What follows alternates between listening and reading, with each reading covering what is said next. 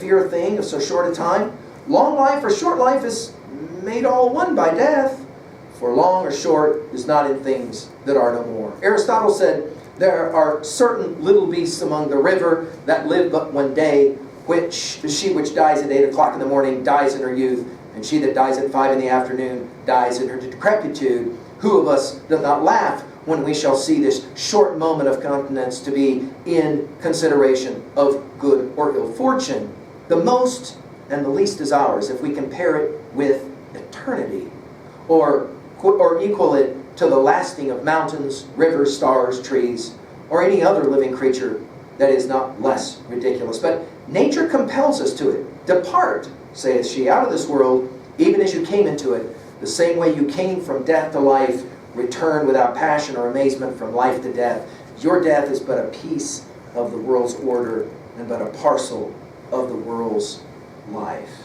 Well, he will finish by saying things like, if you have not known how to make use of life, if it were unprofitable to you, what need you care to have lost it? To what end would you enjoy it longer? He finishes, life in itself is neither good nor evil. We think about Hamlet saying this to Rosencrantz and Guildenstern in Hamlet, nothing good or ill, but thinking makes it so. It is the place of good and evil according to you, as you prepare it for them. We think as well of Milton in Paradise Lost. And if you have lived one day, you have seen all. One day is equal to all other days. He finishes by, as we have said, this idea, of course, as we've said it through many, many times, this idea is taught to us at a very young age when we're at the park swinging and the van is waiting and some adult says to us, it's time to leave the park. I don't want to leave the park. I enjoy swinging. No, you got to go to the van. You can't stay at the park forever. You are being taught this idea at a very, very young age. That is to say, the van is always waiting. You do not get to swing at the park forever. And if that's the case, swing well. Enjoy the experience, because the van is always waiting. The way Montaigne says it is, wheresoever your life ended, there is it all. The profit of life consists not in the space, but rather in the use. Some man hath lived long that hath a short life. Follow it whilst ye have time.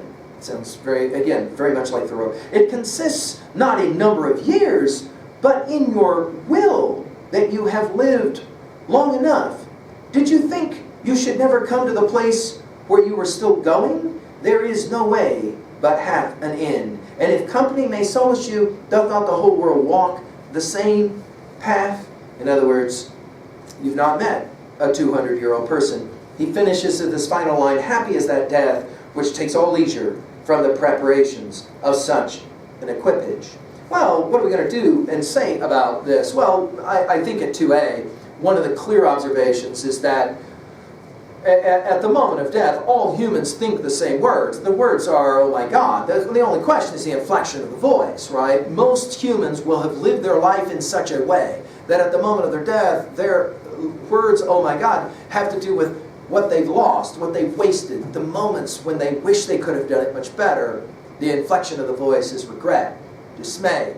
There are a few people, though, and I think Montaigne was hoping that he himself, and by all accounts, he did meet a great death, could welcome death as a prepared-for friend, to say, oh my God, with an inflection that's quite different. I've lived my life, and now it's time to leave the park, to go to the van. I swung as well as I could at the park. And to be, note the wit, note the humor, and as we said, all of the allusions are references to other classical thinkers. Horace comes up a lot, as well as Seneca and a number of other, Plutarch and other thinkers. At 3a, how do we compare this to others? Well, of course, one of the classic texts for us has to be Dickens' Christmas Carol, the Scrooge story. When he's visited by the ghost of the past, he's upset. When he's visited by the ghost of the present, he's even more upset. It's that third ghost death that shows up all in black, doesn't say a word, just takes him to a tomb, a graveyard, a tomb, and points to a grave head there. And it's at the moment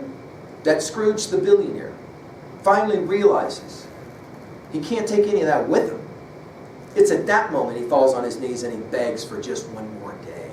And what is the point that Dickens is making? Well, he's making Montaigne's point. Scrooge had lived his whole life, inexplicably lived his whole life and hadn't yet really understood that all of that wealth, all of that fortune, all of that power means nothing after the last breath. Of course, we've mentioned Plato, Phaedo, and Apology. We've given lectures on these. Emily Dickinson and her practice of dying. Some people think of that as very strange. Emily Dickinson was like, it's coming. So why not go ahead and dress up all in black and kind of pretend like it's happening? And what's it like? What's that experience like?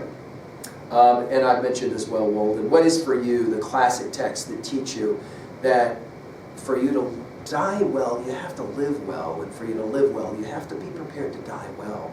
What is that text for you? Finally, at 3b, obviously the question here that Montaigne wants you to ask, again, this is apropedeutic, this is didactic, this is instructional.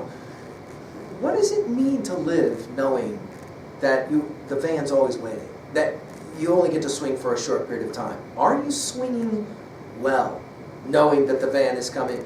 Or is it time for you to begin to swing better, to enjoy the experience of swinging better? Well, Montaigne will say, get to swinging. You don't have much time, and that's the beauty of it all, right? That is the beauty of it all. I hope this discussion will lead you to more of Montaigne. Thank you.